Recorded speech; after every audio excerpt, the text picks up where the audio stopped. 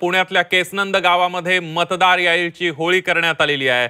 रोहित पवार यांच्याकडून अनोखी दिवाळी साजरी करण्यात आलेली आहे। केसनंद गावामध्ये एका कुटुंबाच्या घरामध्ये 188 मतदारांची नोंद आहे। रोहित पवार केसनंद गावामध्ये पोहोचले आणि या घराच्या समोरच त्यांनी मतदार यादीची होळी करत आपला निषेध नोंदवलेला।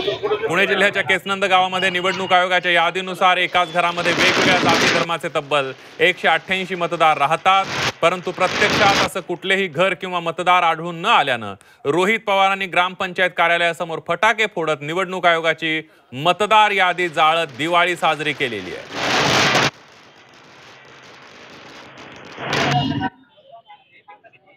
बाहेरून लोक आली। आता ह्याच्यात काय ह्यांनी केलेलं आहे, याच्यामध्ये जर केलं तर ह्यांचं जे प्रूफ असतं, आयडी प्रूफ, ज्याला आपण आधार कार्ड घ्या नाही तर अजून काय विषय घ्या, त्या आधार कार्डवर हे खोटं आधार कार्ड काढतात।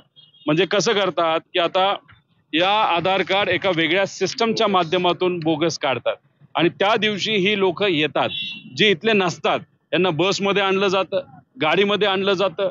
हे या मतदारसंघामध्ये नसले तर आसपासच्या मतदारसंघाचे दुसऱ्या तालुक्याचे असतात। मग खोट्या सॉफ्टवेअरचा उपयोग करून हे खोटं आधार कार्ड काढून हे लोक अशा मतदारसंघामध्ये येतात की जिथं त्यांना कोणी ओळखत नाही, पण मतदान करतात आणि निघून जातात। म्हणजे कुठंतरी ह्याचा व्यवहार चालू आहे।